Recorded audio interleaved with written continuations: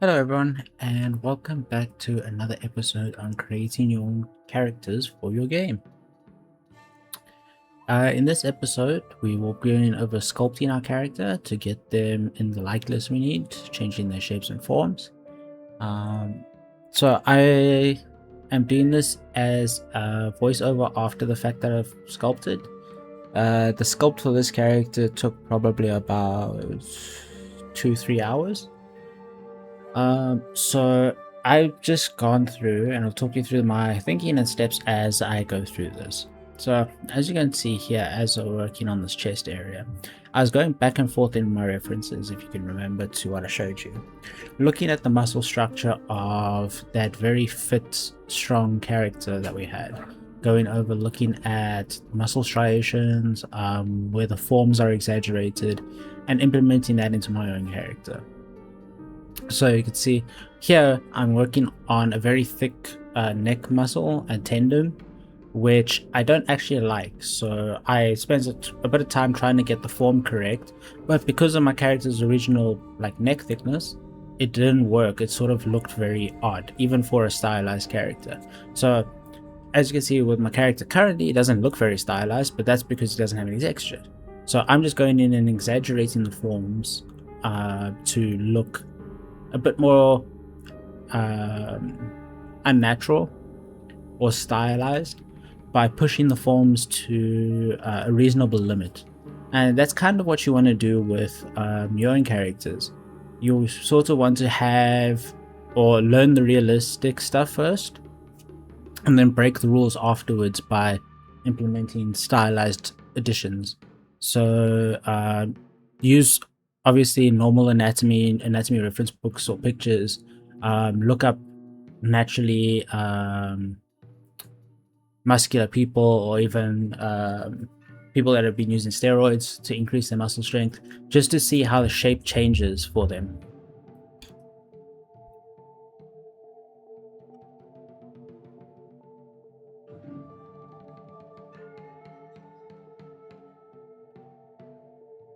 Yeah, so I basically just went through, changed how a character wanted to shape I wanted to shape the body. Remembering that he is a fighter, he's got strong muscles, he's well defined, he will have two weapons, so he's not relying on brute strength alone. If he was, I'd make him a much broader character. Changing his silhouette shape, which you can see in the little white and black box in the top left there, just to see how the silhouette looks. Keeping those shapes in mind, because shape theory is very important, especially for stylized stuff where you want your characters to sort of stand out from just being generic. It's not 100% important, but it is important to keep your character, especially if you want to keep your characters looking striking and sort of recognizable by just their shape alone. Then yeah, it's good to have a solid silhouette. The way I worked with this character specifically is I also thought about how his sort of final clothing is going to be by looking again at the references. So I knew that he is probably going to have some sort of stomach wrap. He's going to probably have a shirt over those stomach wraps and pants. So I didn't want to go in and fully sculpt the whole body, just the points where I thought it would be visual. And for instance, if we did, we could have the character rip off his shirt at a later point, and then we'd still have that well-defined upper body definitions of muscles and such.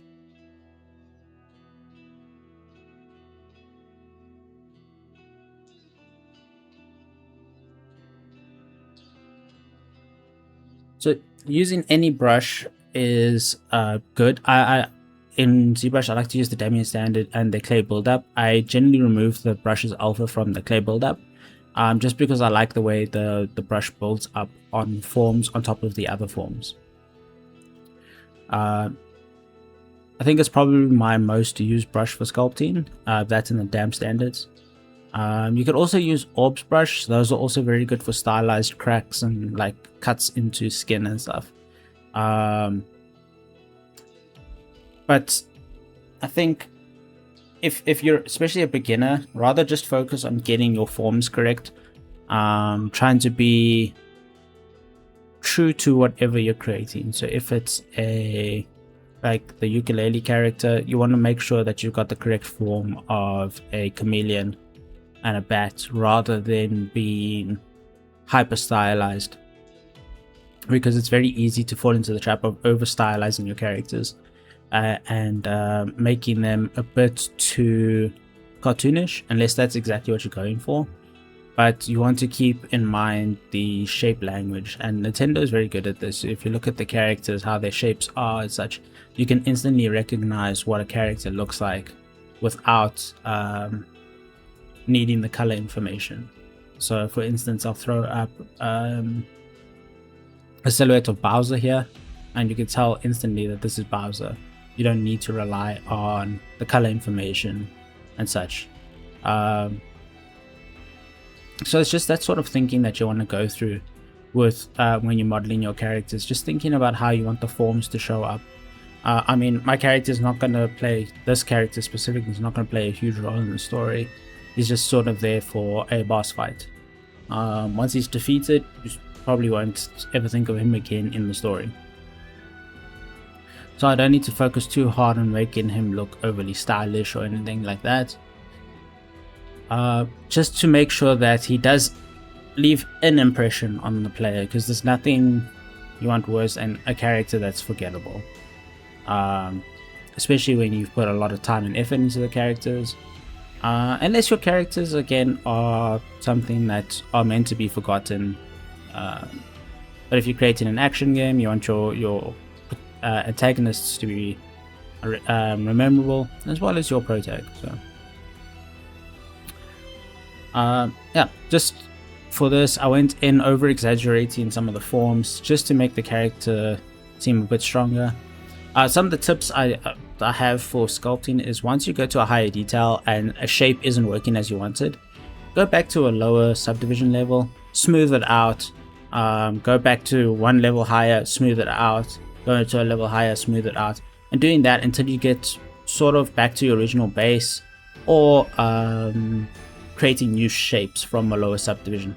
It's always best to work from a lower subdivision to a higher, because you have more control of the overall shape language, and then you can go into a higher res and add more detail if you need to be.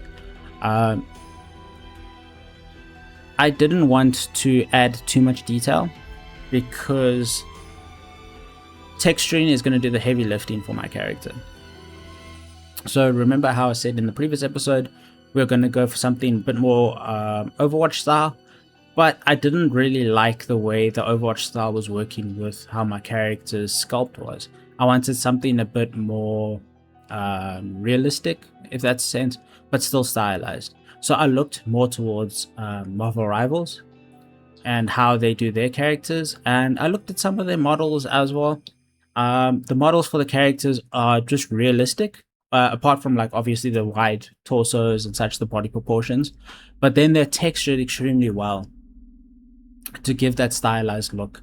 And then obviously they exaggerate the eyes and such to give that stylized look, so that the character looks stylized but without the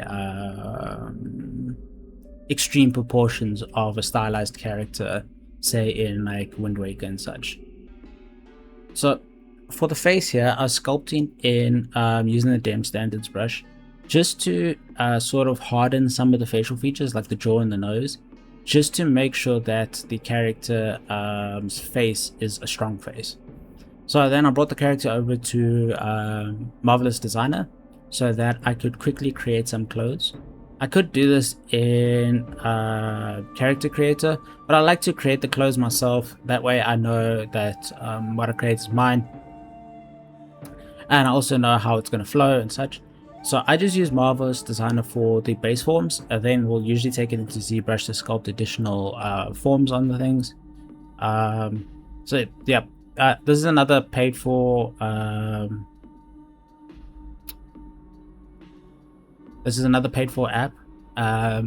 but I do find it's really helpful for creating clothing. It's why I use it, it's why I like it. But you can do all of this within ZBrush or Blender. You just need to then mask out your forms and extract and then work on the extracted new geometry from there. I usually like how the geometry comes out of Marvelous Designer when I put it into Blender. If I make it quads, which is great so that I can easily iterate and change. And if the UV flow is good, then I usually won't have to spend too long building out the forms or retopologizing to make sure it works. So here I was going to give the character a dress shirt. It was going to be that it fit over his body quite tightly, but I didn't like the way it was going, and we put all that sculpted detail on the chest, which I wanted to show off. So this didn't really work. You'll see I fiddle with it, get irritated, and then delete it, start again. And this is just something you'll go through. I didn't really have a super clear, I just knew what I wanted the character to be wearing. It was sort of like a Yakuza outfit, so, you know, like suit pants, a nice shirt. But as I worked through it and I was thinking about the character's story in my head, I thought he would be more of like a Yakuza boss or Yakuza member, lieutenant even, that worked at the docks. So he wouldn't be necessarily wearing formal clothing. He might just be wearing something that allows him to easily move around with and control others. So yeah, I sort of did, I think, 3 versions of clothing for this guy. Here I was trying to do like a normal t-shirt, which I think was okay, but again, it didn't show off his chest. So I think in the end, I stopped working on this and then put an open shirt with those stomach wraps. So yeah, I just take your time, really think about what your characters are going to look like. This, like I said, this whole thing, probably all the sculpting plus the clothing and everything, probably took me about 4 or 5 hours, which is a lot shorter than the 18 months of Nathan Drake, right? And plus, we're indies, nobody's expecting us to have the most insane looking characters. If that's your goal, good for you. Just know that you're going to be spending hundreds of hours working on your characters, which is fine. If you got the time, I don't. So I'm trying to iterate quickly, get something I like going quickly, and work on it from there. If at some point we need to redo the characters, we didn't spend months and months and months on the character. We spent a couple of hours on one day fiddling to get the character how we want.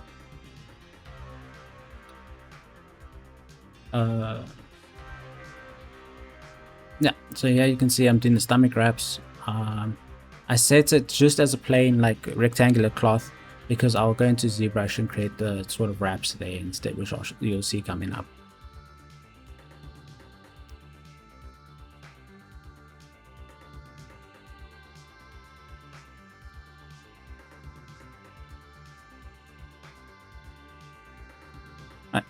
So here you see I start making the 3rd jacket, which I actually ended up using at the end. Yeah, just some quick tips for this. Probably just create one shape and mirror it over, and then mirror it again to the back, and then just change the original shape like I did there. So you end up with more of a shirt shape. Sleeves are just like a giant sort of rectangle. You try and match it up to the shape of your shirt and then fiddle with it from there. Yeah, it's yeah, look up sewing patterns. I think that helps a lot. If you can find a sewing pattern that will give you sort of a realistic 2D flat blueprint for how your clothing should look.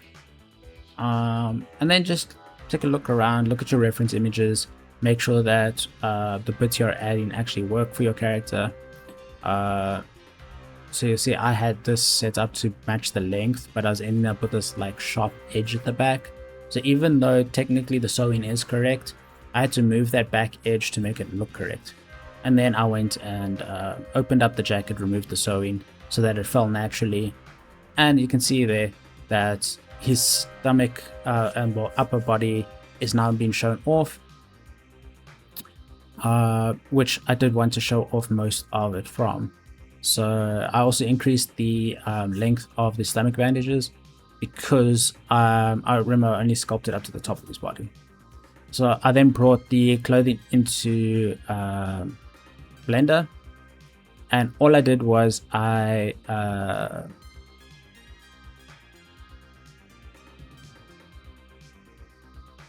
I did was I merged the shapes to be together, so the two pieces of clothing wraps, forced them together, same with the pants, and then same with the jacket.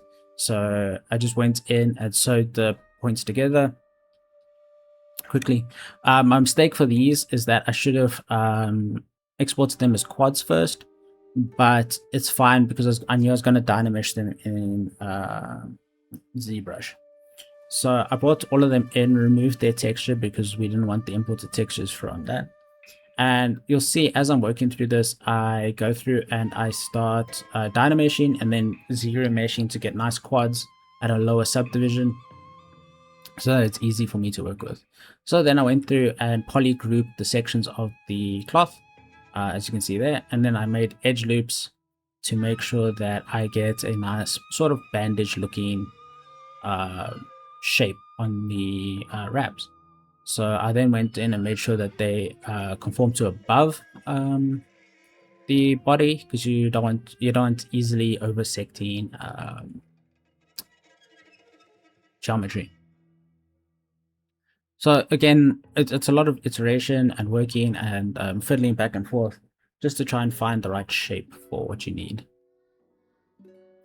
So I was trying to remember how to do wraps. It's been a while, so I was fiddling a lot. You can see I go back and forth quite a bit with the edge loops. I realized what I was doing wrong was the thickness, and that's what I needed to fix. So I went in and just fiddled with each thing to get the bandages how I like. And then we didn't need like a ton of detail. Like I said, most of the detail is going to come from the texture. So we just wanted like a good shape, and then to go in and make sure that it fits sort of correctly with what we want. So as you can see that the wrap's actually pretty good now. And we've got the top of the abs as well as these pecs on display. Here we moved on to the pants, which were, I should have really redone the pants by exporting them as quads from Marvelous Designer. As you'll see, there's quite a few holes in the bottom of these pants, which I didn't want. They're not happy accidents, they're just accidents.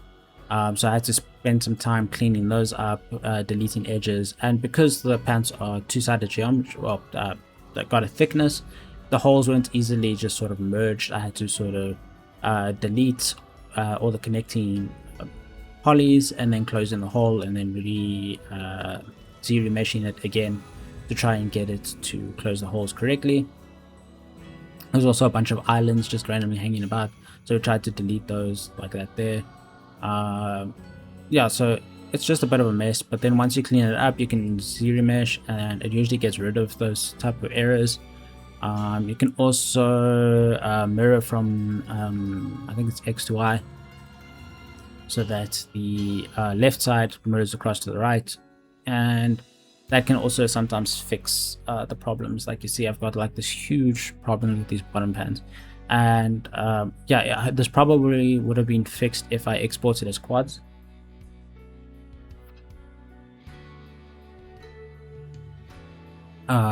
As I spent a ridiculous amount of time just on cleanup, which you're probably going to have to do regardless. Your models won't ever be perfect with the automation. You're going to need to put some effort in to sort of clean it up, get it to the point where you want it to be. So you see the left side there is much nicer, and eventually I just I mirrored it across. I then went in and adjusted the shapes because it's the mesh was sticking through, and you obviously don't want that. Even though we're going to hide the legs at a later point, you want them to sort of conform correctly to how your character is. I then went and resculpted in the detail we had lost, adding pockets which don't look correct, but it's fine. Like I said, we're iterating, we're working. If the pockets were correct, they would have gone down to the seam on the side, which I'll add shortly. I just didn't think about it at the time. until I was looking back at it here in post. So always make sure that you're looking at your references. I didn't look at all at my references for this, and that's why the pockets look really messed up. I then went and added all the seams that I needed. It's also good just to have extra like alphas for things. Yeah, so even though I know that the pants aren't going to open up in any way, just adding this sort of rough detail to it makes that the when texturing we actually get some fairly nice textures and shadows off that sculpted detail. Same with the jacket. I had the same issue with the pants and the jacket, where I was getting random holes. So I think what I did was I re-exported the jacket from Marvelous Designer's quads, did the same process of merging ZBrush and then bringing it back in. That way it didn't end up with holes and it actually looked really good. I then took the low poly models into back to Blender, where I fixed any mesh errors, deleted unnecessary geometry. As you can see here, I just cleaned up the edges where I knew things were going to be. Yeah, so there was obviously some mistakes either from ZBrush or from Marvelous Designer that these were there. So I just went in and cleaned these up. You're going to want to do this because when you start working on the texturing and the UV maps of your characters, you're going to get baking errors. So you really want to take the time. It's probably the most boring part of creating models is retopology. So yeah, take the time, work on your edge flow, make sure everything works sort of correctly, and get it to a point where it actually looks pretty decent.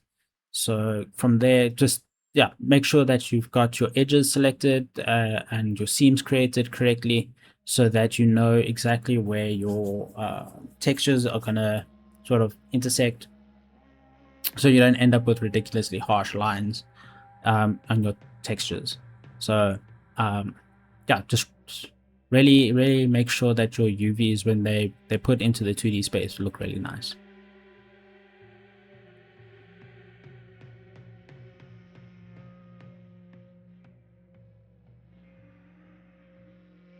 So you see, I went and did seams on parts where I knew that the it would bend or such.